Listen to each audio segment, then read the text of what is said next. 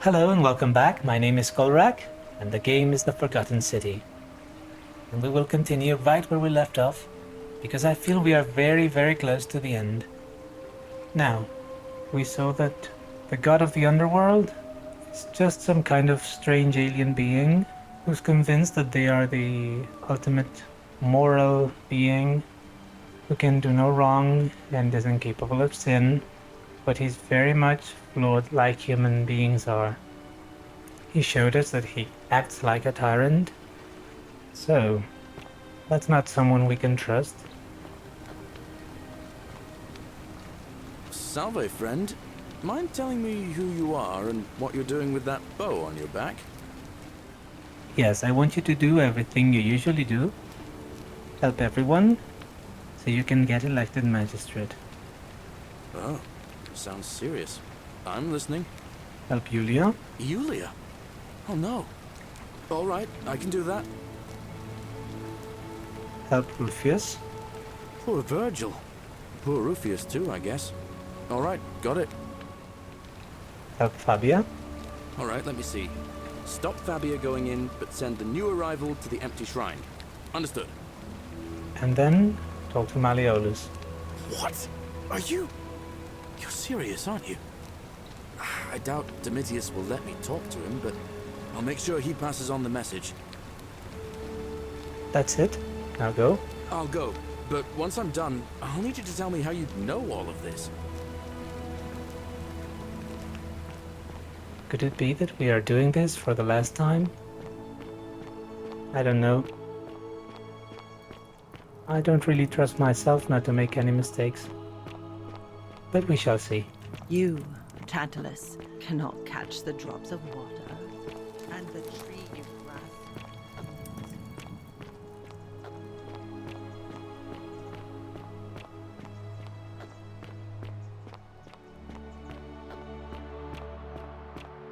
Now, until Galerius is done with his errands, there is not much I can do. But let me take a look around. We saw that once we release Dooley, he goes straight to this brass mirror and seals it, thus triggering the golden rule and ending the loop. Leave item, I cannot take it, I cannot move it, I cannot change it. So this will happen, no matter what I do. Okay. Persuade the god of the underworld to abolish the golden rule. I may need to ask the philosopher for help here. Can I ask the philosopher for help? Let me try.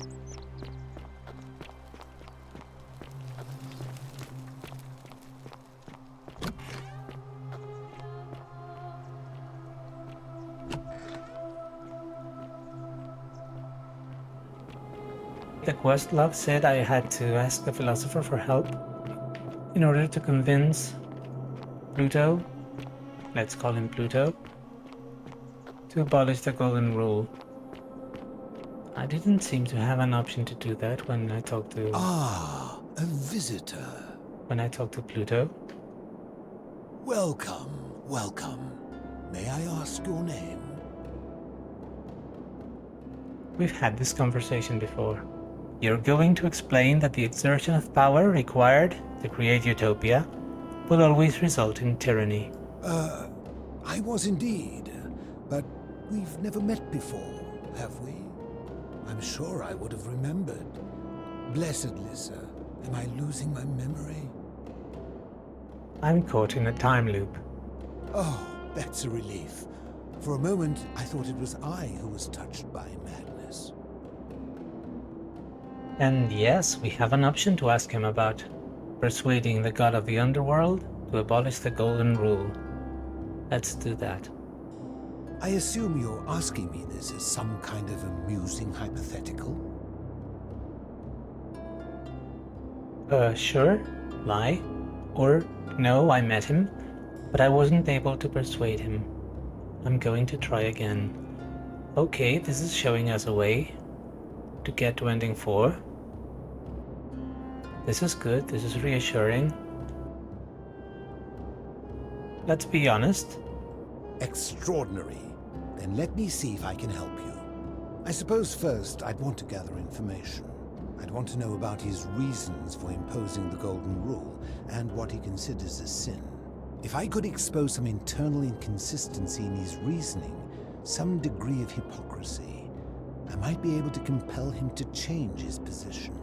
But as a philosopher, the saddest truth I ever learned is that all but the most enlightened opponents are more easily swayed by appeals to emotion than by reason. So the easiest path would be to find his emotional susceptibility and exploit it. If he was vain, I might try to flatter him.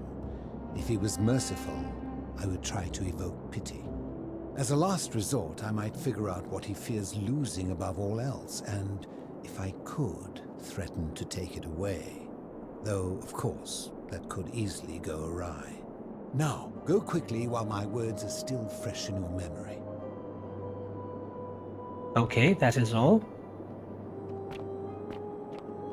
He didn't offer anything particularly insightful, but maybe that'll be enough to persuade Pluto.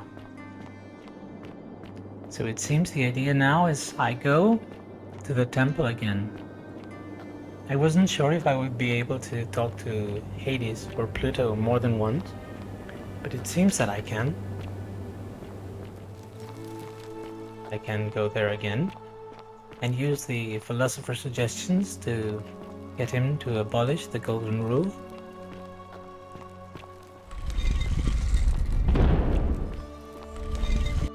Let me see if I can do that.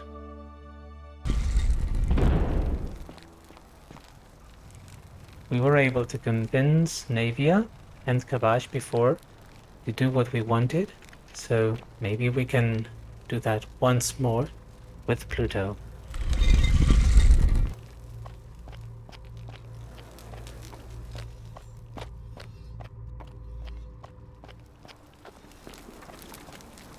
We go through the Roman part of the temple, then we talk to Hades,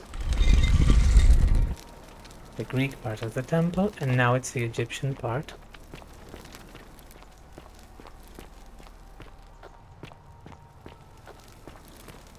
And finally, we ask Nurgle for an audience. No? Osiris? Oh, Osiris.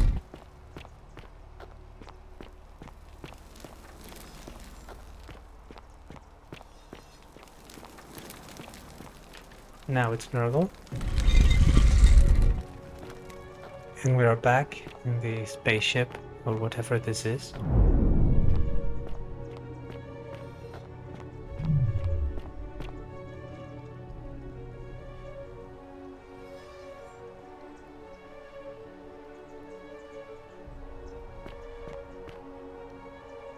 That's Charon, and that's Proserpina. Okay, let's see if we have something new to say now that we have talked to the philosopher. And here you are. Allow me to introduce myself. As you have already gathered, I've been known by many names. Nergal to the Sumerians, Osiris to the Egyptians, Hades to the Greeks, and Pluto to the Romans. But the one constant through it all has been my title, God of the Underworld. And I've been watching you with curiosity, mortal, ever since your arrival. You're unlike the others, aren't you? And what is more, you carry a weapon that was never intended for mortals to wield, and you do it so brazenly. But there will be time for your reckoning later.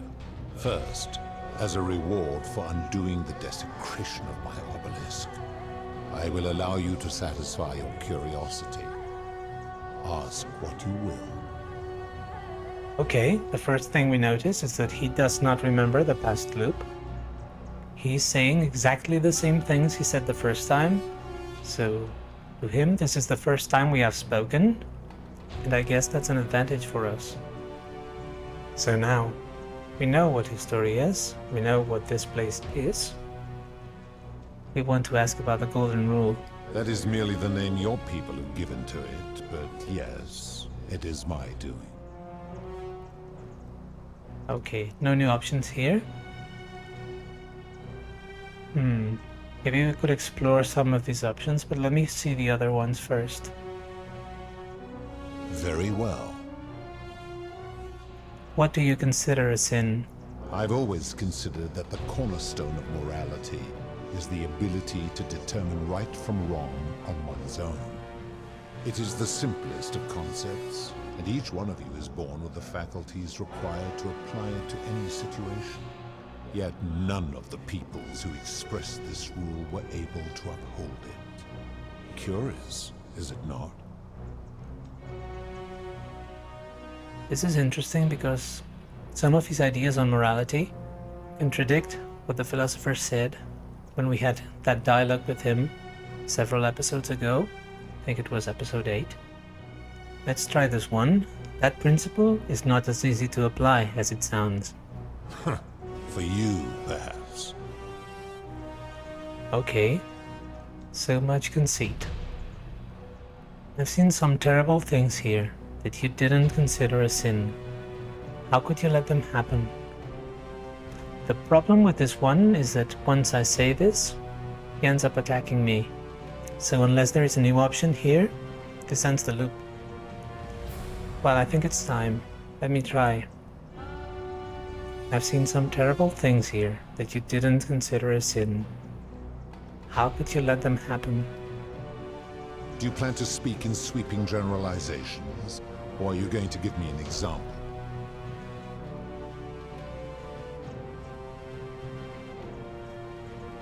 Okay, is this new? I don't know. Let me try the other ones. Suicide. I have seen no such thing, but in any case, taking one's own life is a self-directed act. It is not one that is done to others, however they may be affected by it. Therefore, it cannot be said that one who commits suicide has done anything unto others. I disagree with that. Supposing you're right, then my law has been broken, and I should turn you all to gold immediately. Is that what you want? Okay, he always goes back to this. Now tell me, what other sins do you believe I have overlooked? A scam. Ah, the tavern keeper, yes? How is that inconsistent with the rule? She wouldn't want someone else to sell her hemlock if she thought she was buying a means of escape. I disagree.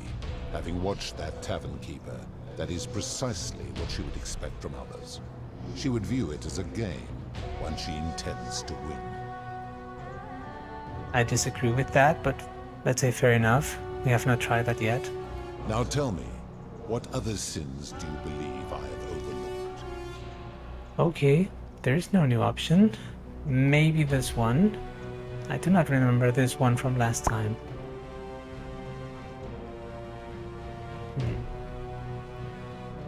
Abduction is interesting, and if the myth is right, and he abducted Proserpina, then this has an emotional component because it affects him intimately, and it could expose a contradiction in his ideas.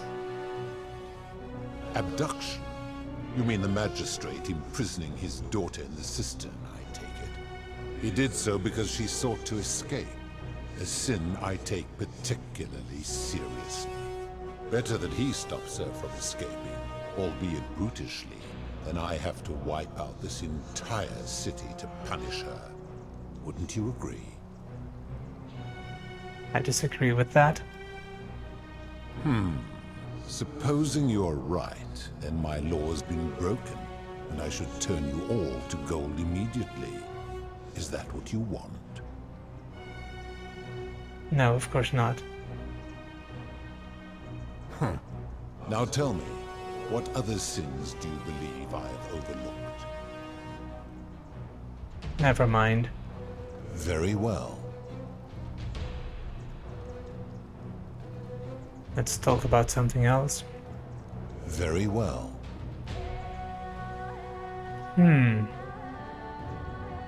Okay, there is no option here that I can use to convince him.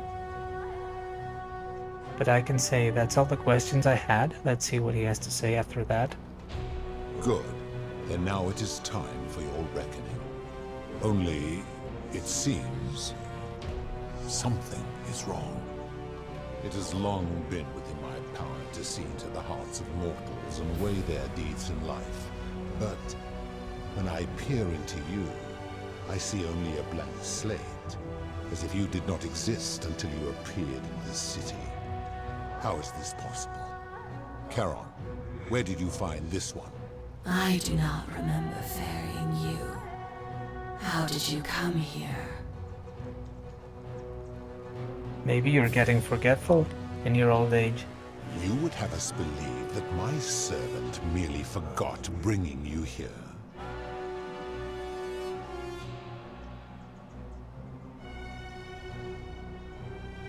Yes. That sounds improbable to me. Charon, does this mortal speak the truth? Or should I strike him down where he stands?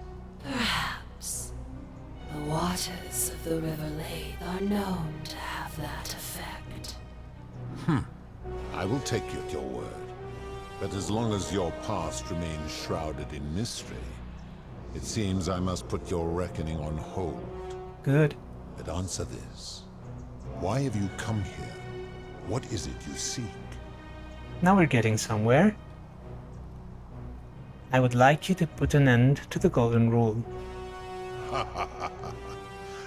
Your hubris is amusing, so I will allow you to make your case.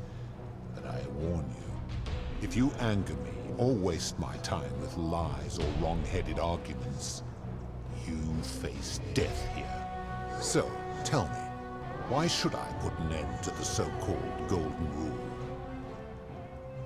Okay, this is maybe where the philosopher's help can be useful. Let's see what options we have.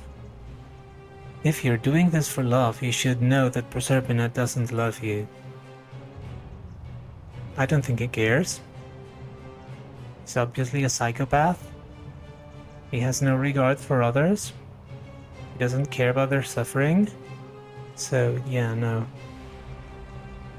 How can you expect us to live without sin if you can't do it yourself? This would be a contradiction. But we need to convince him of this. The Golden Rule is corrupting the city and ensuring you'll never win the wager. This is another good one. Interesting. This may be risky, but I think we'll try this one first. That is a very serious accusation, mortal.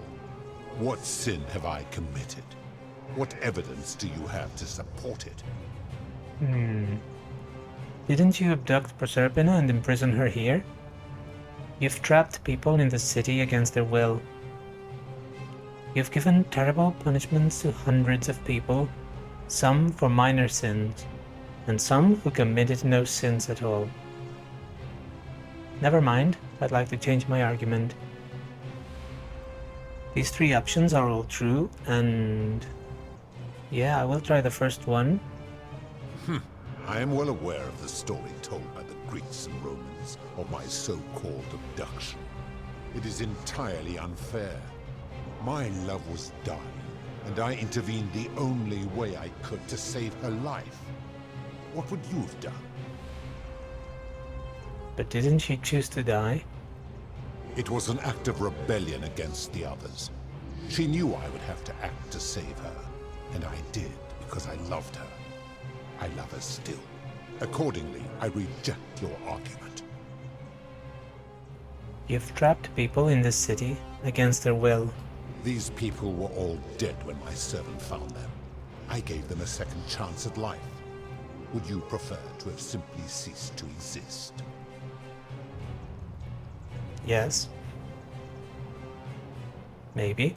Then you still have the option to end your life should you wish, and you are no worse off than if I had not intervened. Accordingly, I reject your argument. You've given terrible punishments to hundreds of people, some for minor sins, and some who committed no sins at all. Every one of those people was guilty of failing to ensure their peers lived virtuously. They failed collectively, and so they were punished collectively. The Romans understand this, as did the Greeks before them. Where I'm from, collective punishment is considered one of the most egregious crimes there is. If our positions were reversed, you wouldn't want me to punish you for the sins of other people. Interesting. Ah, but I am a god, and you are a mortal.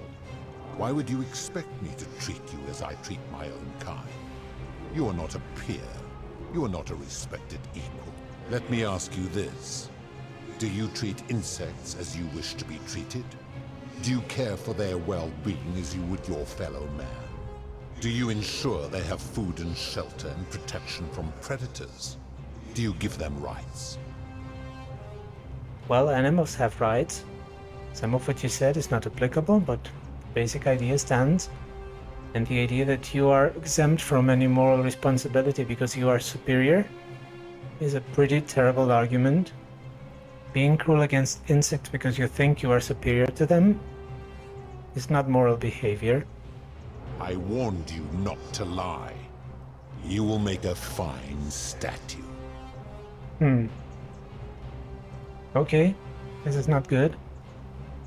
Why would I want to use the wooden bow here? Not sure I understand. Is it just giving me the option because I can? Because I have the wooden bow? Or can it be useful for something? Draw a golden bow. Do you really think you can wound me, a god, with that primitive weapon?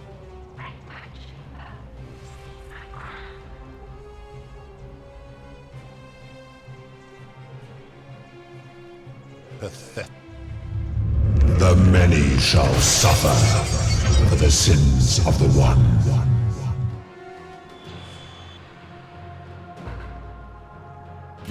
And now what?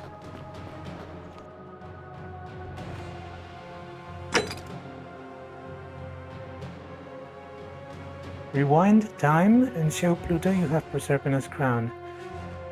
I think I didn't take it the first time. I may have tried, but I don't think I took it. Let me see. Yeah, I only have one. Proserpina's crown. The crown worn by Proserpina. Okay, this is another piece of the puzzle. Now I need to be alive. And I'm not doing a great job at surviving, so yeah. No. Zigzag. Zigzag. Come on. Zigzag. Yes, like that. Come on. What? They shot me through a wall? That sucks. Okay, let me do this again, and I'll be back in a moment.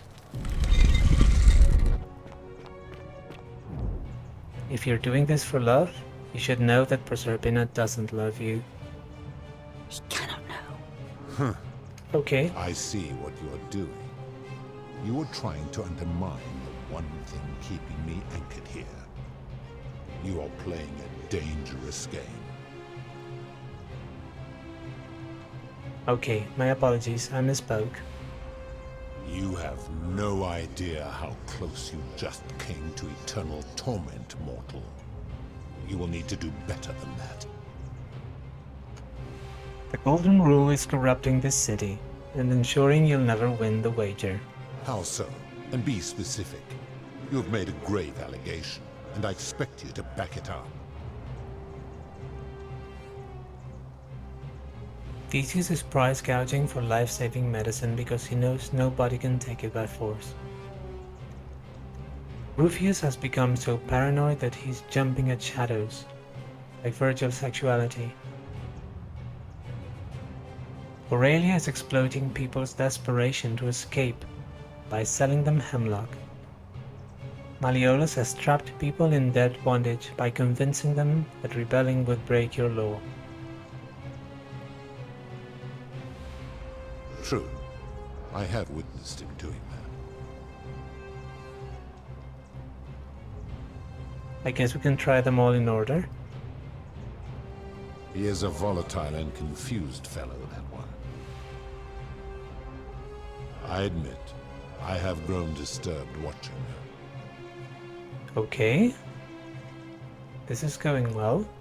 His cruelty does seem to grow greater by the day. If you're right, my involvement has corrupted the very thing I sought to observe impartially. But if I were to accept that, are you telling me these humans could coexist peacefully, without theft or violence, without my law? Yes. No, but humans need to be able to use force in exceptional circumstances to correct their societies. I don't think this would work. He clearly does not believe that. So I think I'm going with the second one. How so? We use violence to discourage bad behavior, to neutralize criminals, and to overthrow tyrants. And how is that working for you? Where I'm from, 2,000 years in the future, it's working pretty well. On average, life expectancies are climbing and crime rates are declining. Is that really true? That's a very optimistic outlook on society, but okay. So you say, and yet your world is still imperfect. It's getting better all the time. One day, we'll get there. Or, our world will always be imperfect, but the kind of force required to create a utopia will inevitably result in tyranny. You have spoken eloquently, and yet, if what you say is true, it follows that my wager was fatally flawed from the beginning. It was. But that would mean Jupiter, Proserpina's father, who knew more about you than anyone, proposed a wager I could never win. Why would he do that? Perhaps he made a mistake too. Perhaps he wanted you to abandon the wager so Proserpina would be free from you. Perhaps he felt threatened by you and didn't want a potential challenger in Elysium. Or perhaps he left you behind because even your own kin didn't want you. That's dangerous. Let's try this one. Or this one. Perhaps he wanted you to abandon the wager so Proserpina would be free from you. Perhaps. But if that was so, surely I would have sensed his deception. How could I have been so blind for so long? You're no better than us. You're a monster on a power trip. Yes, he is. Perhaps when you took on human form, you took on some human foibles as well. Perhaps you were blinded by your love for Proserpina. It's very human.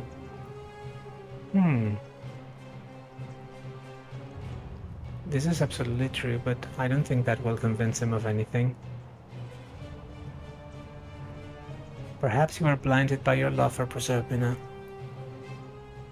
After all, the philosopher told us to use his emotions. And the only emotion he has expressed so far is his love for Proserpina. Your words sting me, mortal. But perhaps it is what I deserve. As difficult as this is to admit, I have suspected as much for a long time now. And I cannot deny it any longer. Will this work? I've been so fixated on taking my beloved to Elysium that every time one of you sinned, it wore away my hope of being with her again. In time, I began to despise your kind for making her believe that you could ever be better than you are. But my rage was not born of malice. Quite the opposite. Everything I have done, I did because I loved her. Who knew this empathy of yours, which you celebrate so much, could have such a dark underside? This has gone on too long. It is time for me to let go of this form, of her, of all of you. But know this. If I abandon the wager and leave for Elysium, neither she nor your kind may ever ascend. We just want to return to the world. Or why can't we go to Elysium? Let's just ask him. Because doing so would violate the rules of my sacred agreement with Jupiter, and you would receive a hostile reception. The best I can do is return you to the land of the living. That's okay. I will have Charon make arrangements to ferry the others. But as for you, be aware you will be separated from the rest. Why? Once this exodus begins, the events that brought you to this moment will never have taken place, and you will have created a paradox. What will become of you is difficult to predict, but that is the risk you have taken by interfering in the natural flow of time. Now, are you ready? I think I am. We have finally managed to navigate through all of this dialogue and use his one positive emotion, his love for Proserpina, to make him understand the error of his ways. I'm ready. Farewell, mortal.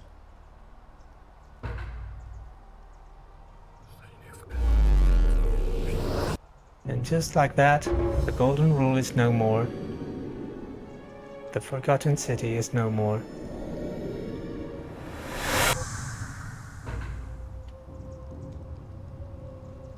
And we are here. Okay, let's talk to Al.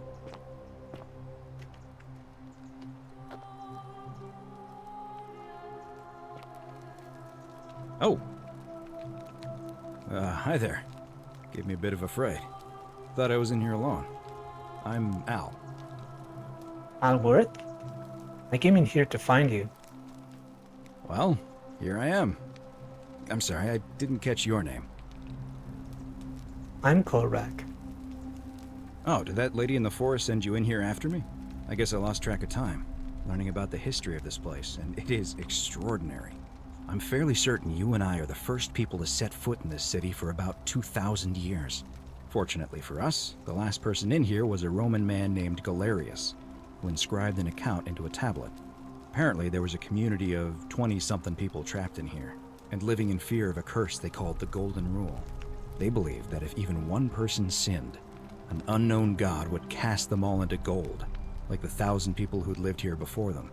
Then, one day, just as Galerius had finished praying for a good harvest at the shrine of Proserpina, an oracle appeared and told him how to solve the ills of the city, like saving the life of a dying woman, preventing the suicide of a man in debt bondage, freeing a falsely accused prisoner, foiling an assassination attempt, and so on.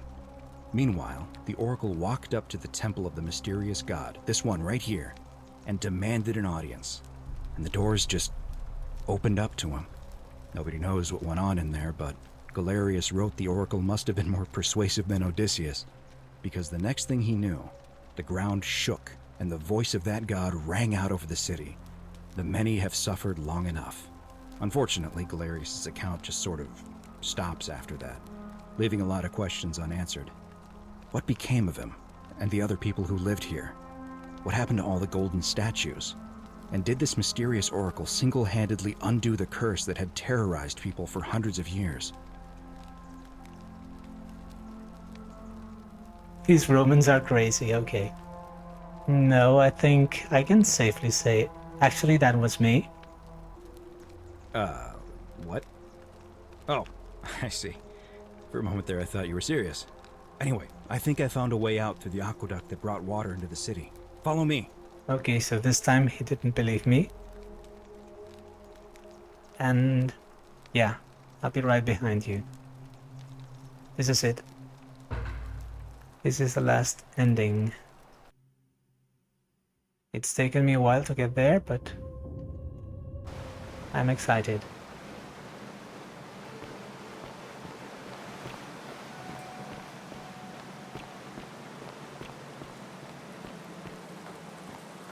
Let's see if Charon has something new to say.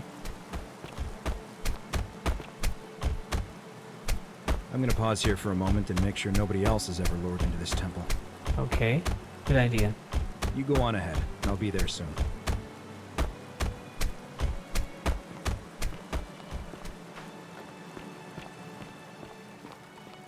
And yeah, finally. I don't know how long this episode will be. It's taken me 2 days to record, so yeah, lots of trial and error, lots of being lost and not knowing what to do to get here. We are finally here.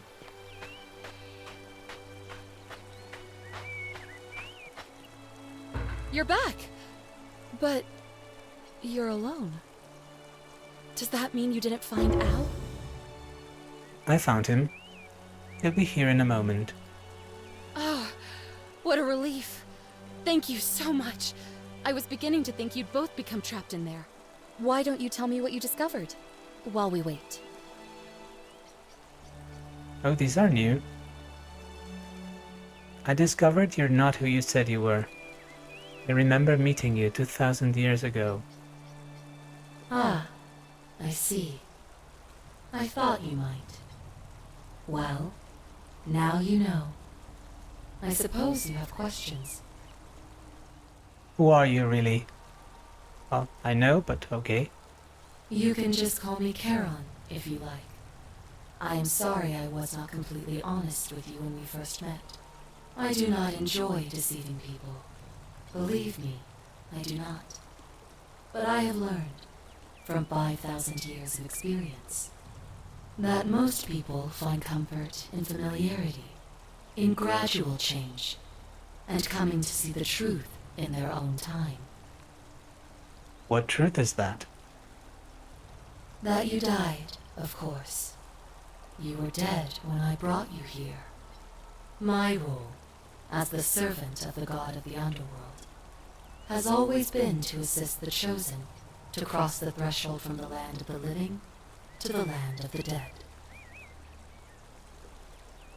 How did I die?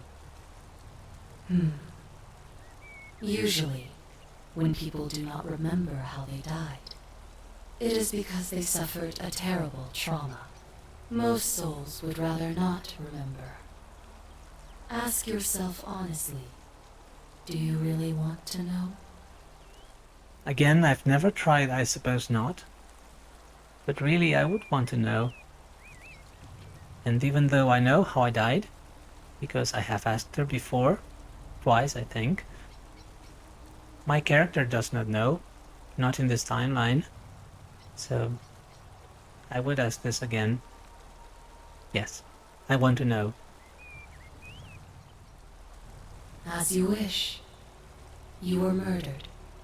You were exploring an old tomb when you discovered a cache of forgotten relics, including 2 silver coins of ancient origin. Unfortunately, as you emerged into daylight, you were set upon by 2 thieves. A nearby hiker saw the scuffle break out and leapt to your aid, trying to help you recover your bounty. You both fought bravely, but your assailants were armed, and you were not. There was nothing you or your ally could have done. He died instantly at the scene, and you followed a few hours later. That man's name was Al Worth. You were each in possession of a sacred coin, called Charon's opal by some, and so it was my duty to bring you here. This is also new. Pluto said the coins Al and I had were the last in existence. What does that mean for you? It means I am now bereft of purpose. There is nobody else to ferry here. Nobody to keep you company. After 5,000 years, the underworld has finally run its course. What's so special about these coins? Perhaps you have heard the tales of the Greeks and Romans burying their dead with a coin in their mouths to pay the ferryman for passage across the river. Well, those stories contained a seed of truth, but not any coin would do. A long time ago, my master created 1,000 silver coins and had me distribute them across the world. My orders were simple. Whenever a person died in possession of a coin, I was to locate them and ferry them here. Yes, Pluto mentioned that my coin was the last in existence. What does that mean for you? It means I am now bereft of purpose. There is nobody else to ferry here. Nobody to keep you company. She already said that. So can you return us to the land of the living? I see no point in keeping you here. But I have to ask one thing. That you keep this to yourself. Look! Here comes Al now. Al! It's so good to see you. You were gone so long I thought I'd never see you again. Kinda lost track of time in there. You wouldn't believe what we found. The ruins of a long-forgotten city. And there was a tablet describing an oracle who confronted a god and undid an ancient curse. Sounds like quite a story. And I look forward to hearing all about it. But you two look exhausted. Why don't you hop in my boat and rest while I ferry you back to civilization? Sounds good to me. And you? Are you ready to go home? Alright, Charon. Ferry us home. One last time.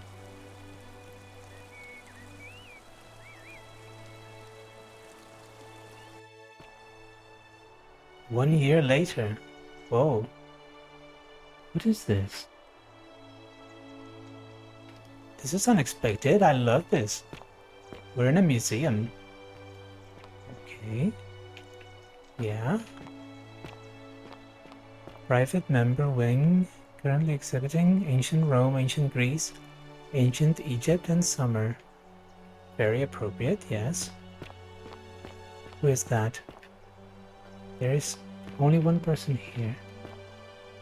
Is that Al? Hey, you made it. It's great to see you again. I read your book, and what the critics said about it.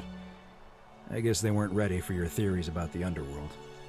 Anyway, after everything you've been through, I thought you might appreciate some good news. So after we got back to the real world, I started doing some research into the people mentioned in Galerius' tablet, and I found something strange. I'm sorry I've been so cryptic. I've been dying to tell you, I just really wanted you to see this for yourself. Why don't you head on down there? I'll catch up with you at the other end. Okay, apparently I wrote a book, and it was not well received. Because it was so incredible, I guess. Everyone must have thought it was nonsense.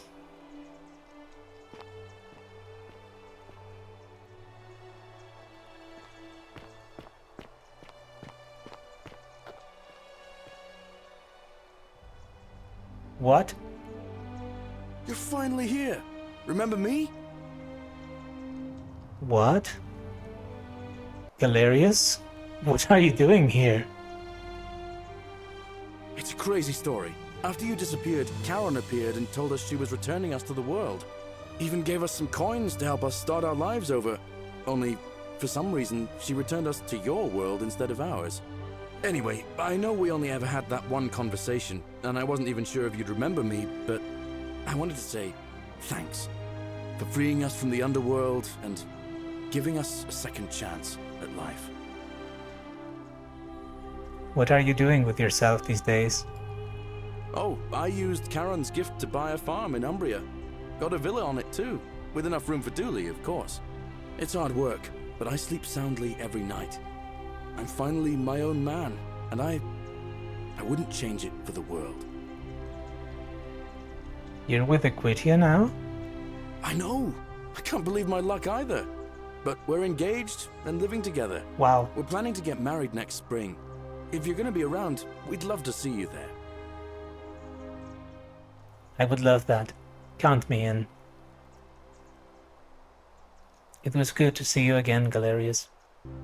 Of course, there's a whole museum full of people waiting for a chance to thank you, so you better keep moving. We'll speak again soon, my friend.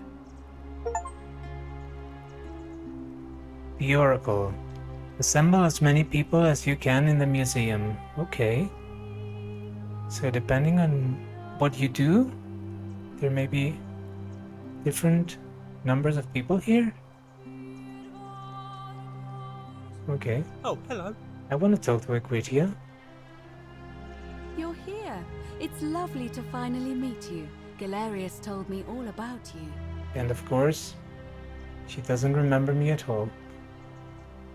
None of them will, except for Galerius, and we only had, in his mind, a very short conversation. Good to see you too, Equitia. So, you're the hero who somehow vanquished the last of the Roman gods. As I'm a priestess, you realize you've put me out of work. I'm just teasing. Actually, and it still feels a little sacrilegious to say this, I'm finding life after religion quite enjoyable. What are you doing with yourself these days? Galerius and I are engaged and expecting. Ooh, We've just bought a lovely villa in the countryside, with room for a large family, and Dooley too, of course. It feels like the world has just opened up for us. There's so much to learn, and so many more possibilities for our children than we ever imagined. We're just so thankful for what you did for us, for all of us. this is great. I'm happy for you. You and Galerius are very nice people. How's Livia? Oh, it's sweet of you to ask. She recovered nicely. In fact, she's here somewhere, if you'd like to ask her yourself. I'll do that. It was good to see you again, Equitia. See you at the wedding, I hope. Hello, Dooley. Hello. I'm Dooley. I remember who you are, Dooley. Galerius said you're very nice and a big helper. Thank you for getting us out of the bad place. I didn't like it. What are you doing with yourself these days? I live at Galerius and Equitia's house. They look after me now and help me remember when I forget things, like brushing my teeth. That's great. You even learned Equitia's name? I'm sorry you never found your treasure. Treasure? Oh, I forgot about that. I like my box now. Galerius got me a box that tells stories. It's my favourite thing. Is that a computer or a TV? Maybe a TV. I'm glad you're happy. It was good to see you again, Dooley. Bye-bye.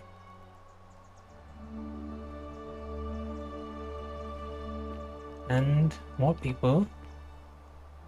Someone's dressed as a soldier there.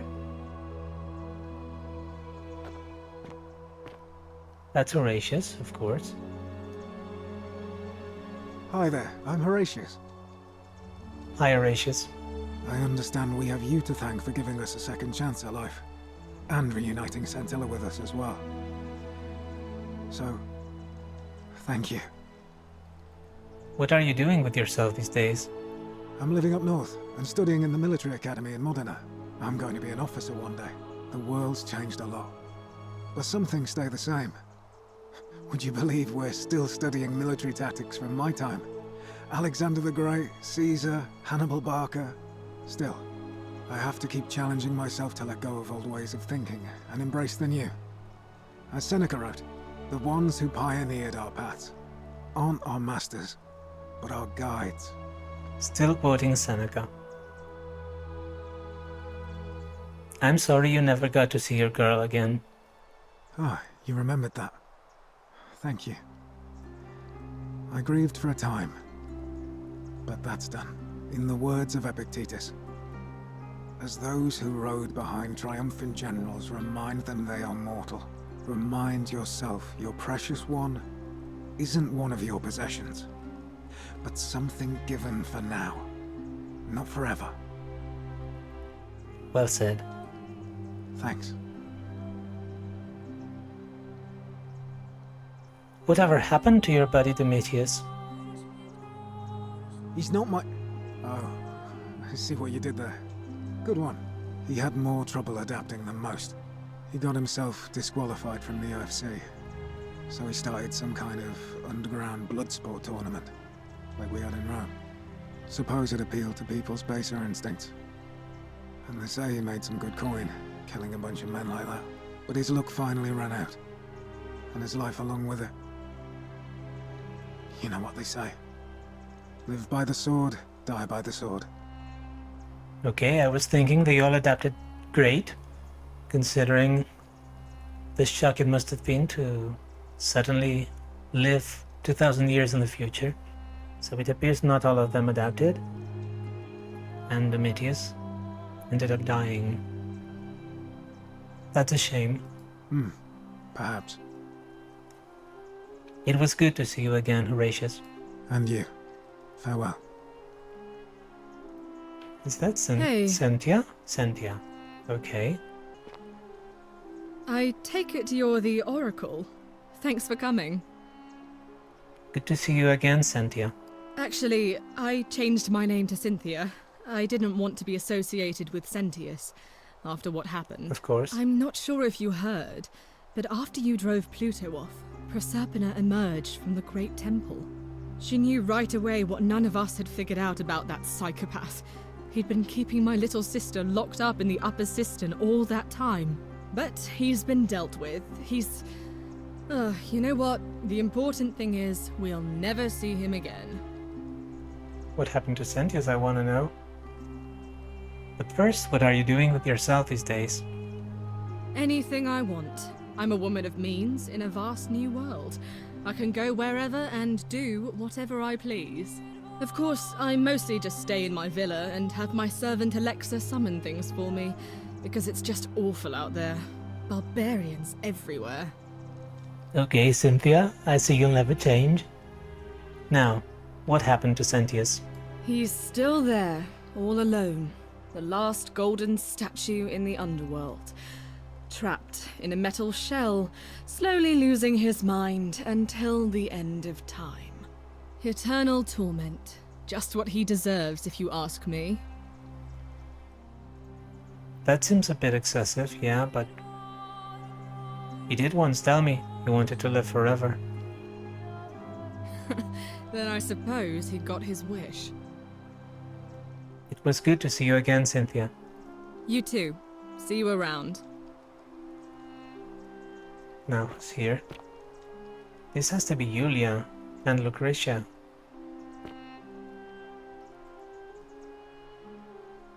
You're the Oracle, right? Kolrak is fine. Oh, of course, sorry. And I never got a chance to thank you for telling Galerius how to save my life. And of course, getting me and all of us out of a terrible situation. What are you doing with yourself these days? Oh, I barely recognize myself. I'm living in a house share in London with my wonderful girlfriend. And I'm studying English at university. Eventually, I want to travel the world and write about it. Turns out, it's about 30 times bigger than the Roman Empire ever was. Did you know there are entire continents Rome never knew existed? And you can travel almost anywhere in an aircraft, which is rather like flying on a Pegasus, but much more comfortable. Oh, sorry, you already know all that, of course. I'm just so excited. There's so much to see and learn and write about. Wow, she adapted great. I'm glad to see you're doing fine, Julia. Seeing the world through fresh eyes sounds wonderful. I have noticed people from your time have no idea how fortunate they are. I hope to change that. One day. Again, I appreciate how this game has a very optimistic outlook on life. That's a good thing, because we all tend to dwell on negativity a bit too much sometimes. Whatever happened to Malleolus and Claudia? Last I heard, Malleolus kept insisting he was the last rightful ruler of the Roman Empire, and wound up being committed to a psychiatric hospital. As for Claudia, she was always so viciously unhappy. Someone said she'd blown all her money on wine, trying to drink herself back to the underworld. After the horrific way they treated Ulpius and me, I can't help feeling a sense of... what's that German word? Schadenfreude? Okay, she not only adapted to life in a wildly different time, but she learned some German words. That's nice. Schadenfreude. I think you're allowed to feel that way. Sounds like they got what was coming to them. I think you're allowed to feel that way. Thank you. You're very kind. Whatever happened to Aurelia? Ugh. Someone told me she was boasting about getting her claws into some rich prince, and how she was going to be living the high life from now on. Even in your time, life still isn't fair. Apparently, he'd proposed before they'd even met. And last I heard, she'd bought herself a first-class one-way ticket to join him in some exotic place called... what was it? Nigeria? Some people have all the luck. Nigerian prince, okay. That's one of those internet scams, I get the joke. Don't worry, something tells me she's going to get what she deserves. As the Oracle, I foresee terrible disappointment in her future.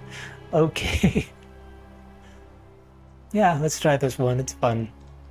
Really? Huh. I feel better already. Thank you. It was good to see you again, Yulia.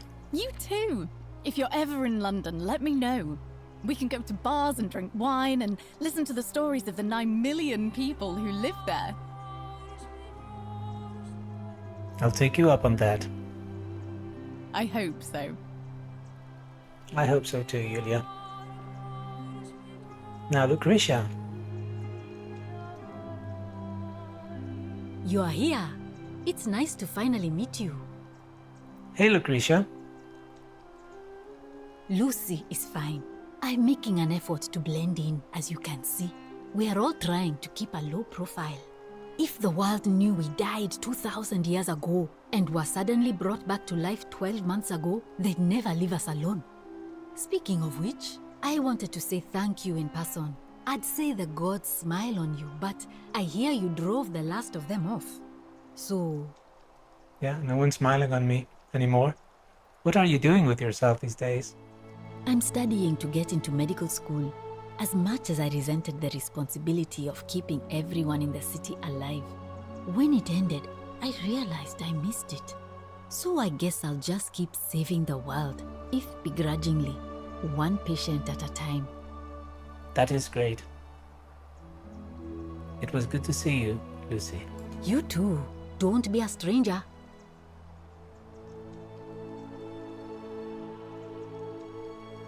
Now, who else is there for me to meet? Oh, that must be Georges. And Fabia.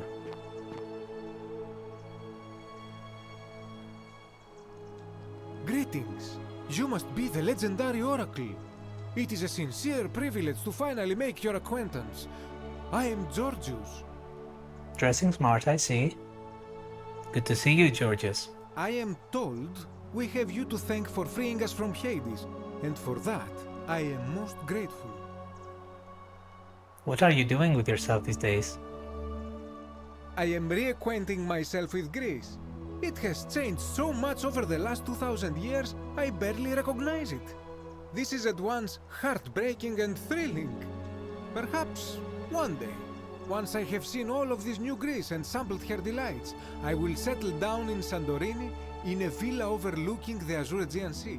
I hope you will join me there and regale me with the story of how you faced off against the fearsome god of the underworld and won. Too many tourists in Santorini, if you ask me, but okay. Maybe a quieter island? Consider me there. It was good to see you again, Georges. You too, my friend. Now, Fabia. You're the one we've been waiting for. I'm Fabia. Hi, Fabia. I wanted to say thanks for sending Galerius to save my life. I don't know how you knew, but I would have been crushed by that shrine for sure. You're welcome. I'm just so happy to be here with you and everyone together again, even if it's just for one more night.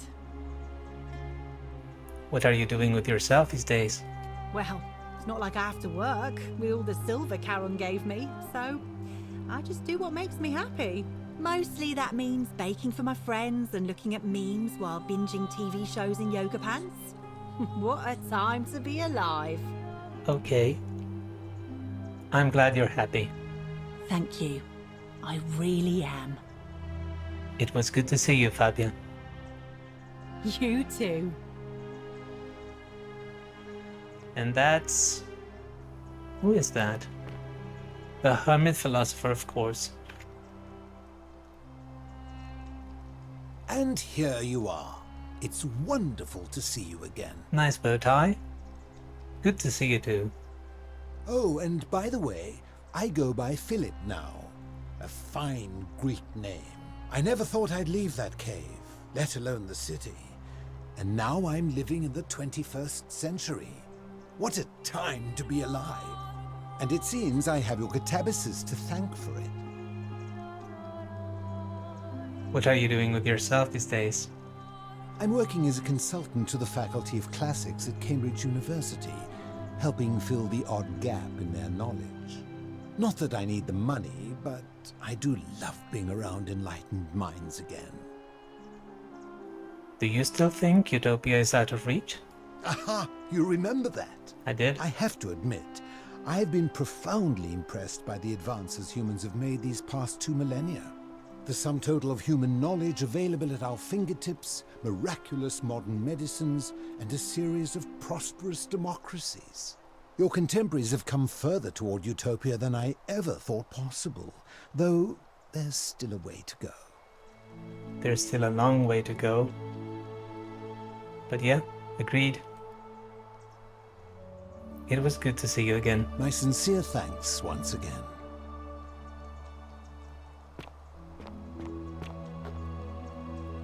Please keep out of the furniture. Even clean hands can damage the fragile surfaces of these rare pieces.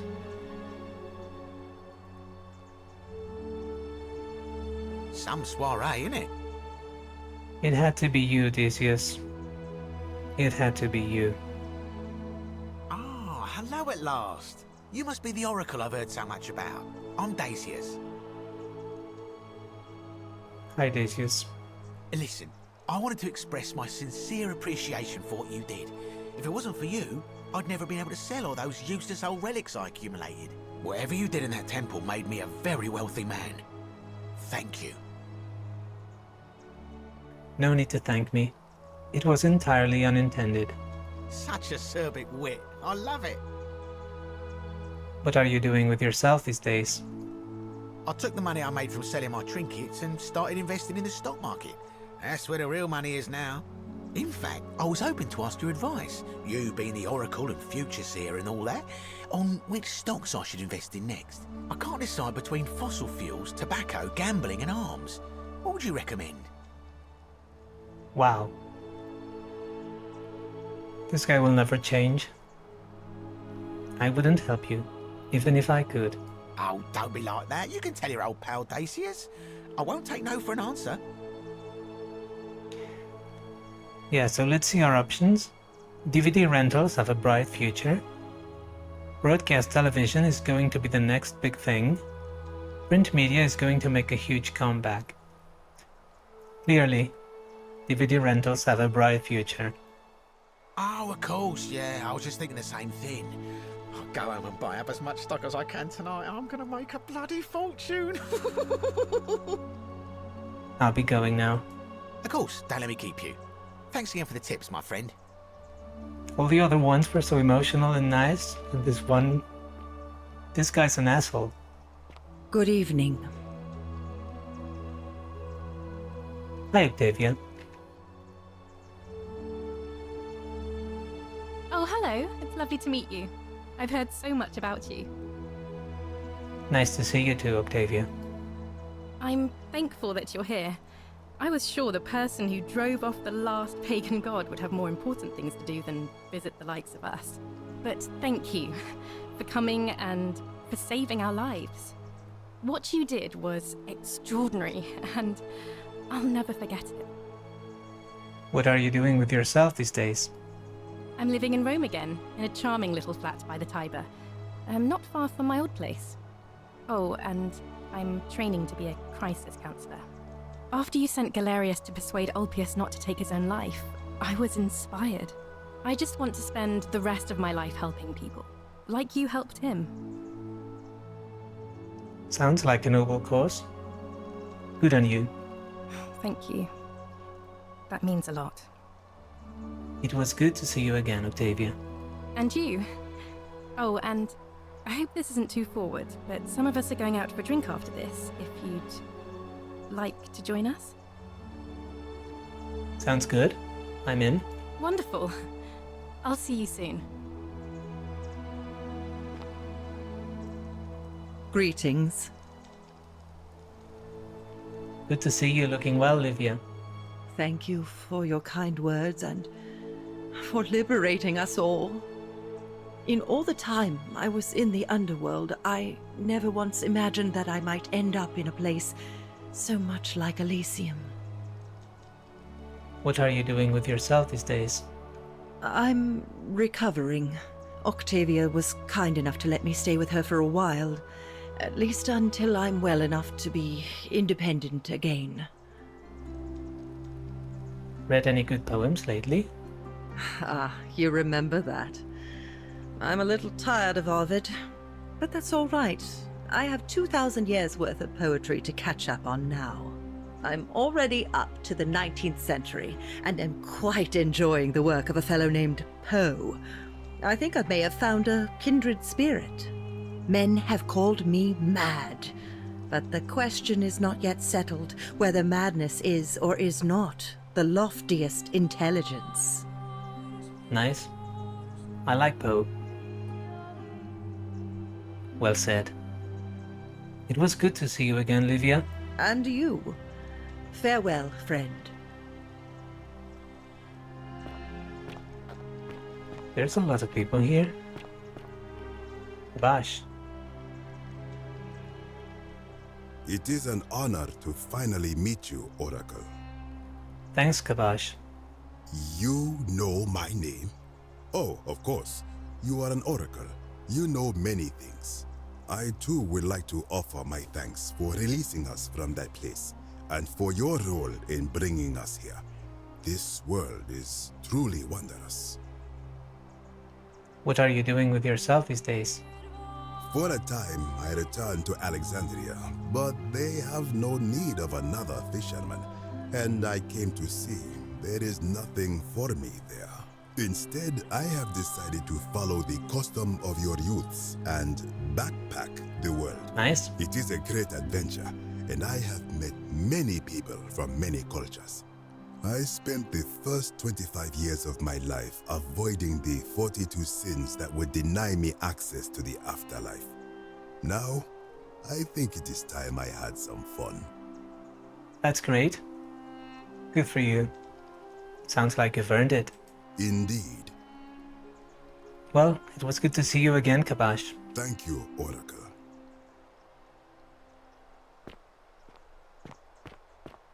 Who's this? That's Ulpius, and that's Scintilla. Oh. Hello there. Hi, Scintilla. Oh, I go by Gabriella now. I didn't want to be reminded of that monster every time I heard my own name. After you drove Pluto off, Proserpina came and released me, and that monster got what was coming to him. Hi. Sounds like he got what he deserved. Mm-hmm. What are you doing with yourself these days? I'm living with Ulpius on a little vineyard in Umbria. It's even more wonderful than I dreamed it would be. I'm so grateful to you for making sure he's still with us. If you're ever passing through the region, I hope you'll come and visit us. You can try some of our very own wine. I might just do that.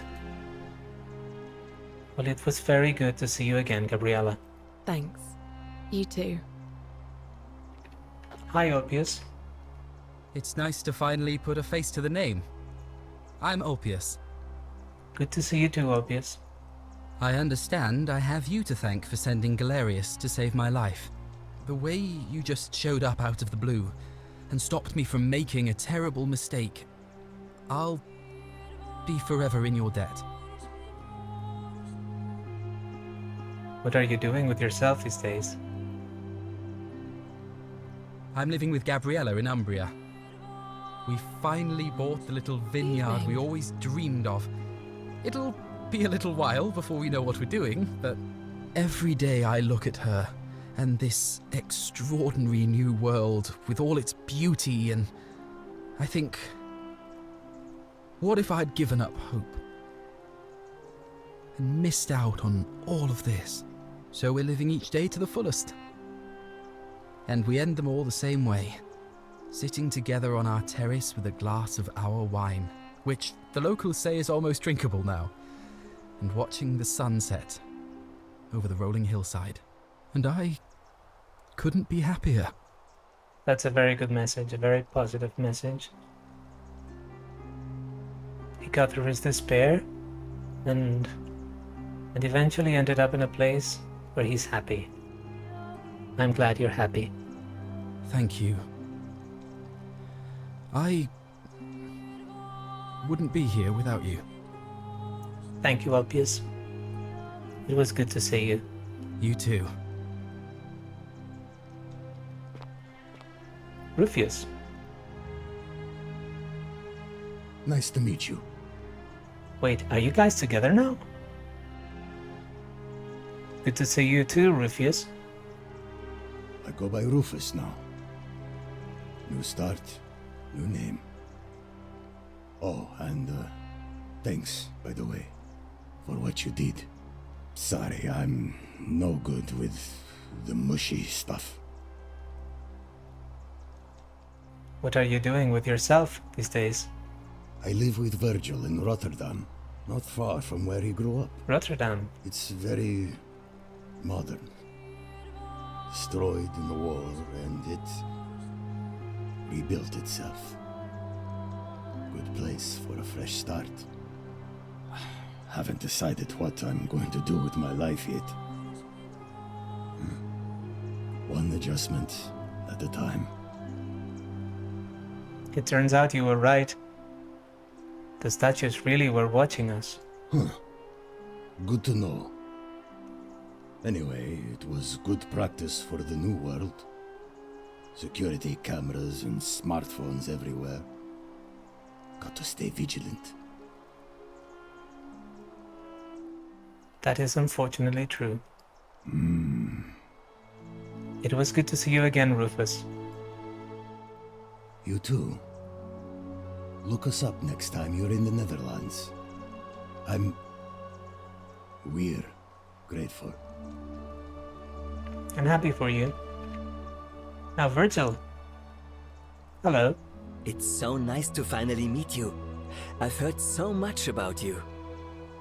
Good to see you, Virgil.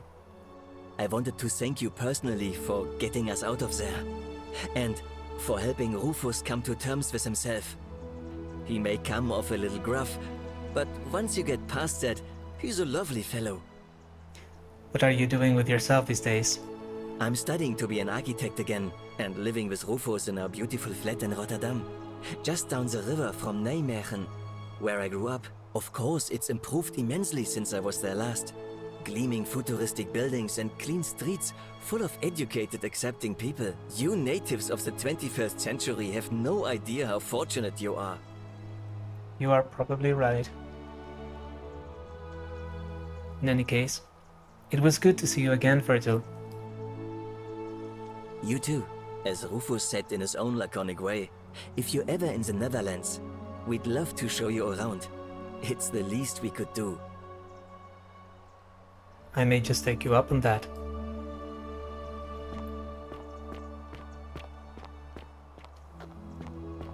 And look at that, inspect.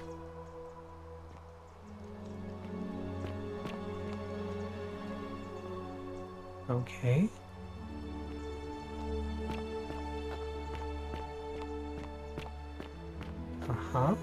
Gods of many. Ancient secrets. Lost to the ages, a world discovered again. Defining the morals of Roman gods. Interesting. A Latin plaque which reads, "All must walk this path, to where the laws of day help the virtuous to paradise, in the city beneath the earth. The ravenous hunger of the avaricious is sated at the banks of the stream, but in vain, for none from here may return."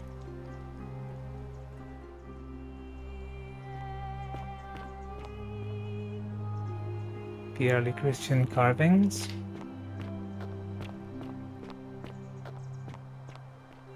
World of Wonders, the language and sculpture of the great Egyptians, art of the Greeks, enduring secrets of the great artists of the ancient world. Okay, now, who is that? It seems we have one more person to talk to. Yeah. No one else here? Who's that? There you are. That's Al. I hope you enjoyed that. Now, there's one more person I wanted to introduce you to. I think you know her. Sorry if I frightened you. That's Proserpina. Just a little joke I've been saving for a long, long time. Wow. I recognize that voice. Allow me to introduce myself properly. I am Proserpina, former goddess of the cycle of life and renewal, and now a regular mortal. I wanted to meet you in person, and thank you for freeing all these people, and me. I hate to think what would have happened to us without your intervention. You were whispering to me all along? Indeed. Suffice it to say that while Pluto was controlling the eyes and ears of each golden statue, I was able to control their tongues and whisper to you when he was distracted. I am sorry my messages were so cryptic. There were only ever brief windows in which I could speak to you without being detected. You did what you could. Thank you. So you created the time loop. I did. I may have given up my immortality, but I still retain my gifts as the goddess of the cycle of life and renewal. After witnessing Pluto punish countless poor souls over thousands of years, I knew this generation, the final wave, would not survive. So I tried to give them a way to buy more time. A second chance. Rather, as many second chances as they needed to avoid his wrath. So I whispered to Sentius in secret, telling him the prayer required to create a portal in my shrine. I knew the danger of humans being corrupted by godly power, and so I put a safeguard in place. I required the creator of the portal to sacrifice their own life, so that it could only be used selflessly to help others. What I did not anticipate is that Sentius would retain his accumulated memories from each previous day, and as a veteran soldier he had long since shed his fear of death.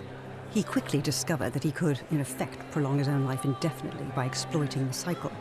Of course, once I had taught him the prayer, I could not unteach him. And there was little I could do but wait for someone like you to come along and see him for what he was. We were all fortunate you came along when you did. What became of Pluto? I don't know what happened to him. I haven't heard from him, and I rather hope it stays that way. And what became of Charon? Oh, she inherited dominion over the underworld. Last time we spoke, she was working on a new world of some kind. She wouldn't say what it was, but I'd be surprised if you don't run into her again. I imagine we all will, one day. Well, it was nice meeting you, Proserpina. And you, although it feels like I've known you forever. Oh, and one last thing. Do you remember all those golden statues scattered throughout the city? I do, of course. Good, because they remember you. Well done, my friend. Of all the heroes who ever journeyed to the underworld and returned, none came close to achieving what you did. Hercules, Wow. Orpheus, Theseus, and Aeneas would be proud. Wow. What an ending. What an ending. This was great. Tap escape to continue. Ending 4 of 4. And finally, we get the credits. This has been an amazing journey. A thought-provoking one for sure, but also an emotional one. The game is great. Maybe the graphics look a little dated, but I don't care because the writing was good. It was very well documented when it came to portraying the life of ancient Romans and also the other civilizations that we got to see a bit of in this game. Look at that, Georgios.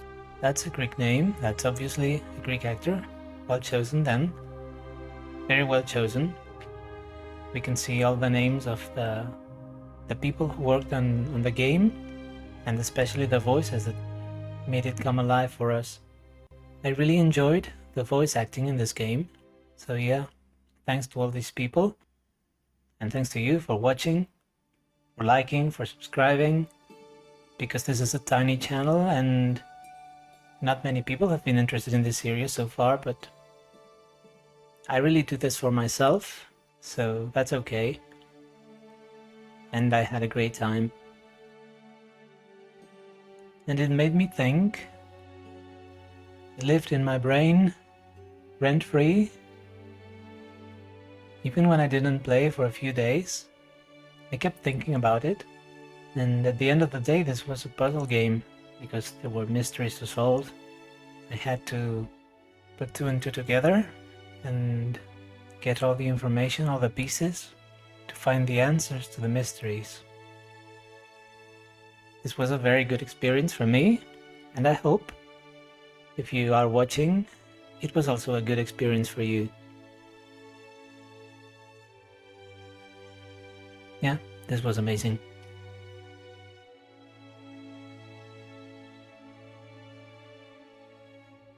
Dedication for Marta Pierce, whose steadfast love and support made this game possible. We have one last thing to read, a message from the developers. We hope you enjoyed The Forgotten City. We'd love to make even better games in the future, and you can help us by recommending The Forgotten City to a friend or writing a review. The more people play our games, the more we can level up. And if you'd like to be the first to know when we announced our next project, please connect with us here. Well, consider the game recommended. It was a great time. And one last time, thank you for watching. This has been Kolrak, and I'll see you soon. Much love. Goodbye.